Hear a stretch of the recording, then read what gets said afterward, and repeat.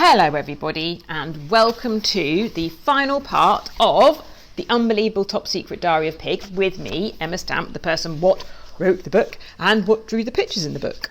Right, so to give you a little catch up on what's happened, we've just reached the part where dear old pig and duck have escaped the William H. Pelluccio Garden Centre in the Trocket, and they've driven it all the way back to the farmer's farm. And they're just having a little sleep while they decide what to do next. So here they are having a little sleep just before they make the big decision about their plan of action and how they think they're going to get rid of Farmer. So here we go. Zabber Day. Hello. This morning I wakes up early, excited to tell Duck about the next bit of my plan. I was even prouder of this bit than I was of the first bit. My plan is to trick Mr. and Mrs. Farmer and all the evil chickens into the Trocket and blast them off into space. I was sure that Duck is going to be super impressed when he hears this, so I wakes him up and I was just telling him about it when the Trocket starts to rock from side to side. At first it is just rocking a little, and then it gets more and more until it is swaying. Blimey, itchy sheep, says Duck. We both looks out the window, and sure enough, the Trocket is surrounded by lots of sheeps, all rubbing themselves up and down against the Trocket. Sheep is always itchy. This is because they is covered in wool, and wool is very itchy. I is very glad I is not a sheep. Duck opens the Trocket door, and all the sheeps jump back. Sheeps is quite big scaredy cats too. He is just about to be saying something to them, when, with a huge shake and a terrible creaking noise, the Trocket falls apart. Just like that, the wheels all pops off, the doors fall out, and the rocket drops to the ground. Duck and I is left sitting on the tractor seat, surrounded by bits of tractor and rocket. The silly sheeps has messed up my best idea ever. Now, there is no way we can use the Trocket now. The sheeps don't even notice what they has done. They just continue scratching themselves up against the rocket. Duck says not to worry. He thinks that the sheeps might have done us a favour. I says I is not sure how itching the Trocket to pieces has done us a favour. Well, he says, now we can attach the rocket to whatever we like. For example, we could attach it to the chicken house. Just wait until Mr. and Mrs. Farmer come to collect the eggs, and then whoosh, we send them all off into space. A chicken house rocket. A chocket, I says. Great. Duck is so clever. I don't understand why I is not as clever, because my head is much, much bigger than his. All we need to do now is work out how we is going to get the rocket to the chicken house. Duck points to the sheeps, who is still itching themselves on the rocket. Every time they rub themselves on it, it rolls around.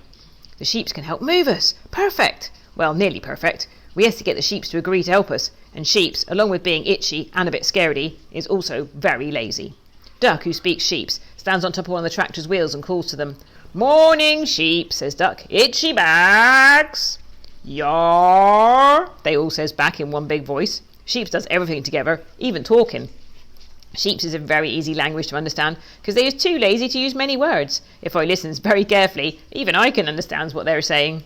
Can you help us move this over there? Duck says, pointing towards the yard. Nar, they all says, shaking their heads. If you do it, Pig will give you all an extra big back scratch, Duck says, winking at me. I gives Duck a big evil stare. I don't want to give all the sheeps an extra big back scratch. Why can't Duck give them a back scratch? But this idea seems to make the sheeps change their mind, so I shuts up. Yar! They all says, oh yar! And they all rushes over to me and makes a line, so one by one I can give them a scratch. Duck finds it all very funny. I finds it all very not funny. Sheeps is more woolly than I ever imagined. As I scratches them, little balls of their wool comes off. It gets stuck all over me. Duck says I look like I is turning into a sheep. Suddenly I has another one of my brilliant disguise ideas. I think this one might be even better than the stack of hay and the pile of poo ideas. If I covers myself in wool, then Mr. and Mrs. Farmer will think I is a sheep. So even if they spots me, they will never know it was me. How smart is that? I gives each sheep the biggest back scratch I can, so lots of wool comes off. The sheep says so much they doesn't even notice. It takes me a very long time to scratch the whole flock, but when I finally finishes, I has made a gigantic woolly pile, what is nearly as tall as me. I finds a puddle of mud and rolls around in it. Then I goes back to the pile of wool and rolls around and round in that. By the time I has finished, I is covered from head to toe in wool. Boy, oh boy, it is very itchy. Duck and I sits on the hill and waits for the sun to go down. We has to wait till it is night time, so Mr. and Mrs. Farmer will be fast asleep and won't see us. As I looks at the farm, I gets a funny feeling in my tummy. I is a little bit scared. Okay, if I is honest with you, I is a lot scared. I can see Farmer said, the one he wants to chop me up in. The gold metal square with the sad-faced pig on it shines in the sunlight, giving me goosebumps just like it did the first time I saw it. If our plan doesn't work, I will end up in there and I'll never see Duck again. In fact, I won't see anything ever again. I starts to shake a little. I must be shaking more than I think, because Duck says, "What's wrong, Pig? Are you scared?" "Oh, me?" I says. "No, don't be silly. I's not scared. I's just a bit cold." I is not sure that Duck is believing me. After all, I is wearing a big woolly coat, but he doesn't say nothing, because I don't think he wants to embarrass me. He really is my very best friend. And when you has your best friend with you, you stops feeling scared, and you starts feeling a bit more brave. We can do this, I thinks. Yes, we can. Bingo night. Hello.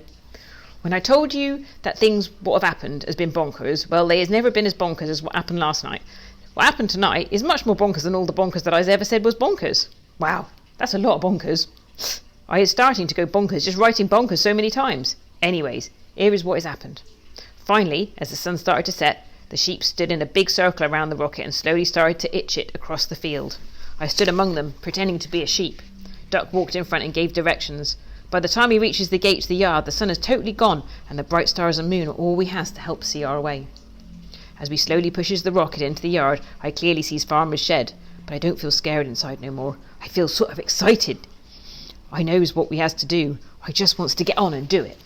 The first thing we has to do is get the rocket over to the big poo heap and fill it as full as we can with poo so it'll go as far into space as possible. Duck points the sheeps in the direction of the heap, but they are so busy having a nice time scratching that they scratches the rocket right past the poo heap and off towards the old A-barn. The sheeps are out of control. Duck and me has to run around and around using our strength, pushing their woolly bottoms in the right direction we want them to go in. Off the rocket goes, flying back towards the poo heap. Luckily this time they pushes the rocket right into it, so I can't go any further. Me and Duck quickly scrambles up onto the top of the heap and starts filling it up super full with stinky poo.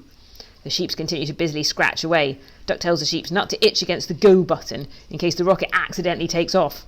That would be very bad.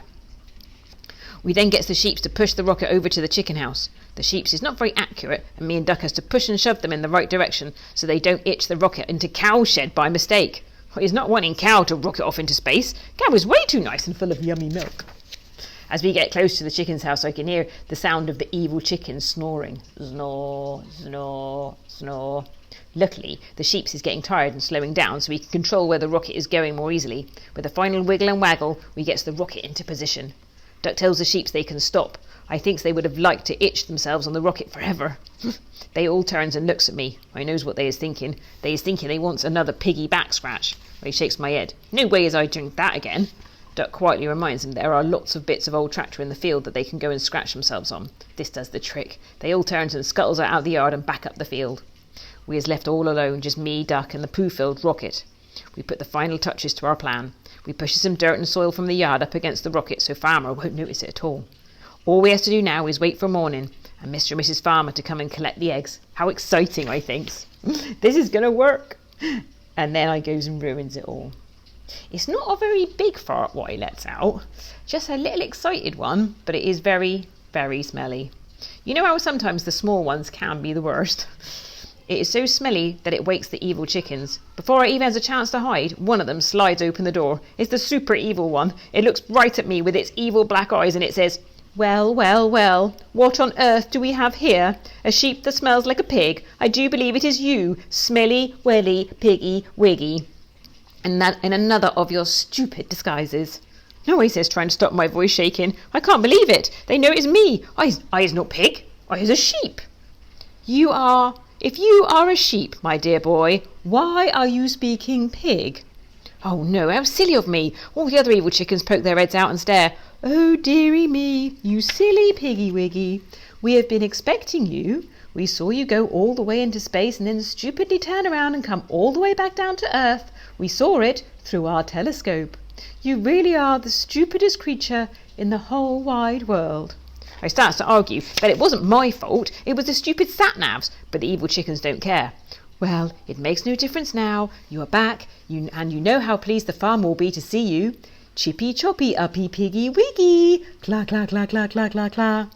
I was not knowing what to say. Our clever plan has gone totally wrong, and it's all my fault. At first tears started to fill up my eyes. I don't want to die in that horrible shed. I looks around for Duck, but in the dark I can't see him. "Oh dearie, dearie me, the pig is crying. Cla, cla, cla." They all start to pretend to wipe their evil eyes with their wings. I feel my heart drop to the very bottom of my tummy. Then all of a sudden I hears Duck cry out, "Fox! Fox! Fox heading for the chicken house! Like I told you before, Fox is the only thing the evil chickens is scared of. They all stops looking at me, starts clucking and squawking in panic and rushes back into the house and slams the door. Duck runs over to me, still quacking as loud as he can. Fox! Fox! He's coming!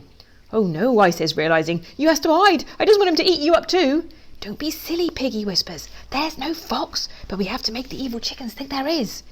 I see a light come on over in the farmhouse. Farmer is awake! I starts to panic even more. It's okay, Pig. We just need to change the plan, Duck says. We can't wait till morning anymore. We have to get Mr. and Mrs. Farmer into the chicken house right now.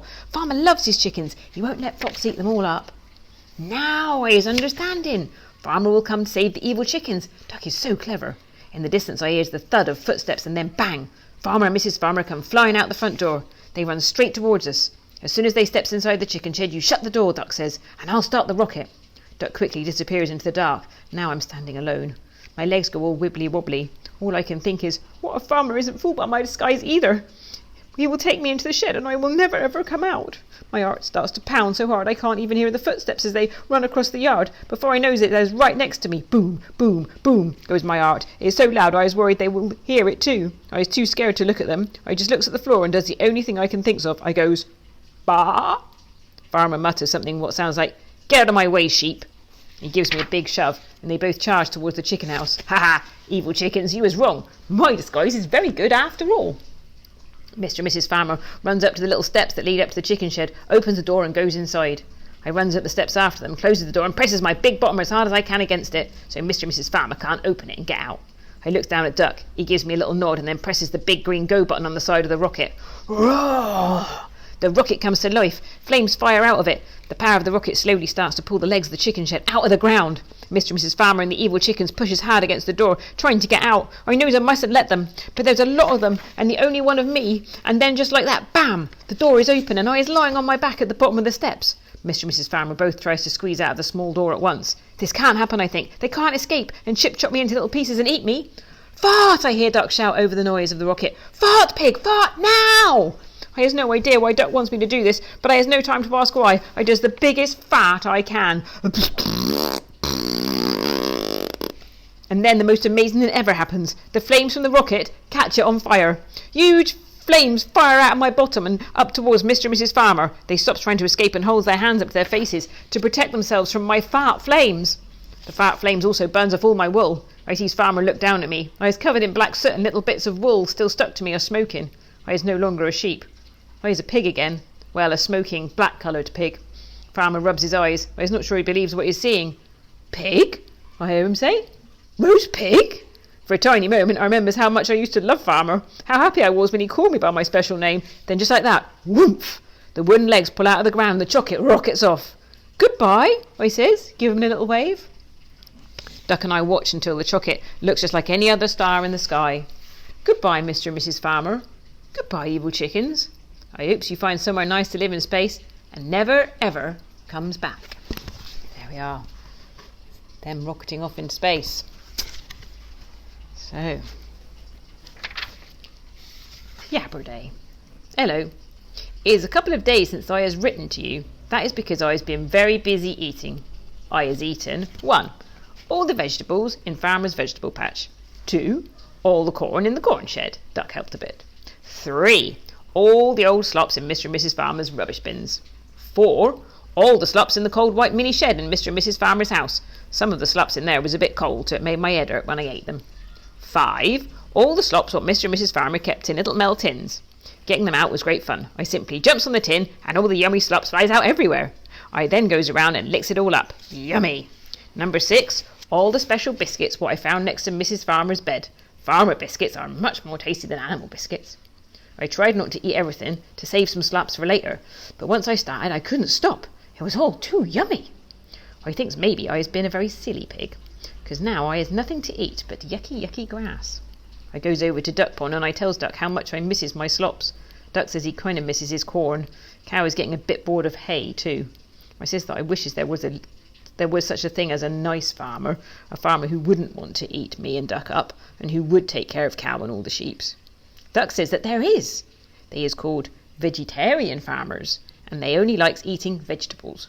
He says that they look just like Mr. and Mrs. Farmer, only instead of boots like what Mr. and Mrs. Farmer wore, they wears these things what is called sandals, and they has very long hair. I was very excited when I was hearing this. I bet if they liked vegetables like I does, then they would be knowing how to make the best slops ever. I shows Duck my top secret diary. Only best friends is allowed to see things what is top secret. And I says, why don't we leave it at the village hall where we saw all the farmers? Why, sure, there must be some farmer out there what can understand pig. They can read all about our big adventure and how we need to find a vegetarian farmer to come and take care of us. Duck is finding my diary very, very funny. He says it is not funny, it is top secret. Duck says it should be called the unbelievable top secret diary, because no one is really going to believe that all these things happen to us. I likes the word unbelievable, because it makes me look very like I is knowing really big long words. Duck also says I should draw a special map so the vegetarian farmers knows where to find us. If you is reading this right now, or listening to this, then our plan has worked. My unbelievable top secret diary has made it to you. Hopefully you knows a vegetarian farmer, or even better, you is a vegetarian farmer. I really hopes you can help us. I really hope you can help us, because grass is yucky and I was missing my slops very much. Look, I has drawn a map for you. And there is the map, just in case you want to go out and be the vegetarian farmer. And there we go. Lots and lots of love. Big duck cow and all the sheeps. So there we go. That's the end. My goodness, we've done it. Amazing. Thank you very much for coming and joining me and listening. I really hope you've enjoyed this. Finally, I have some final shout outs to give, and they go out today to Oscar Morris. Hello, Oscar. I hope you've enjoyed watching this. I know you've watched all 4 of these, so thank you very much for joining me.